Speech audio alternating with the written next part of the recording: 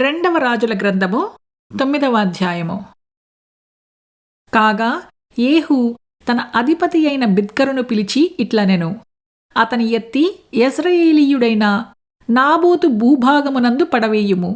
మనమిద్దరమును అతని తండ్రి అయిన ఆహాబు వెనక గుర్రములెక్కి వచ్చినప్పుడు యెహోవా అతని మీద ఈ శిక్ష మోపిన సంగతి జ్ఞాపకము చేసుకొనుము.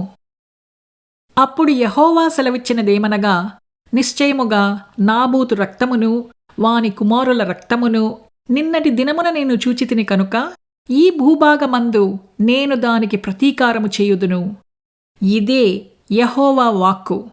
కాబట్టి నీవు యెహోవా మాట చొప్పున అతని ఎత్తి ఈ భూభాగమందు పడవేయుము అనెను. యూదారాజైన అహజ్యా జరిగిన దాని చూచి వనములోని నగరి మార్గముగా పోయెను.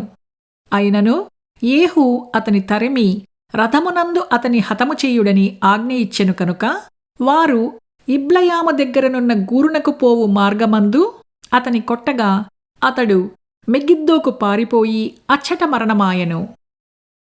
అప్పుడు అతని సేవకులు అతనిని రథము మీద వేసి యెరూషలేమునకు తీసుకునిపోయి దావీదు పురమందు అతని పితరుల సమాధిలో అతని పాతిపెట్టిరి.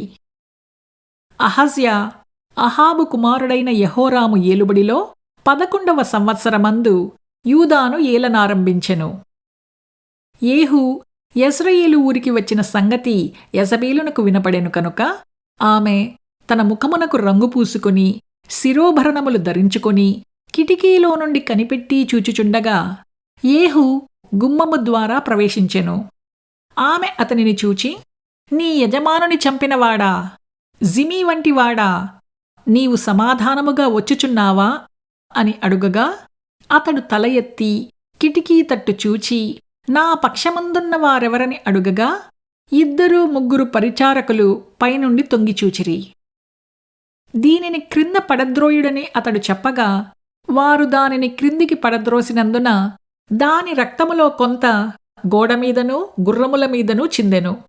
మరియు గుర్రముల చేత అతడు దానిని త్రొక్కించెను. అతడు లోపల ప్రవేశించి అన్నపానములు చేసిన తరువాత ఆ శాపగ్రస్తురాలు రాజకుమార్తె కనుక మీరు వెళ్ళి దానిని కనుగొని పాతిపెట్టుడని ఆజ్ఞయియ్యగా వారు దానిని పాతిపెట్టి పోయిరి.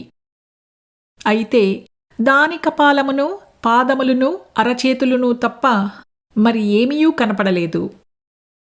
వారు తిరిగి వచ్చి అతనితో ఆ సంగతి తెలియజెప్పగా అతడిట్లనెను, ఇది యెజబేలని ఎవరునూ గుర్తుపట్టలేకుండా యెజ్రెయేలు భూభాగమందు కుక్కలు యెజబేలు మాంసమును తినును. యెజబేలు యొక్క కళేబరము యెజ్రెయేలు భూభాగమందున్న పెంటవలే ఉండును అని తన సేవకుడును తిష్బీయుడును అగు ఏలీయా ద్వారా యెహోవా సెలవిచ్చిన మాట చొప్పున ఇది జరిగెను.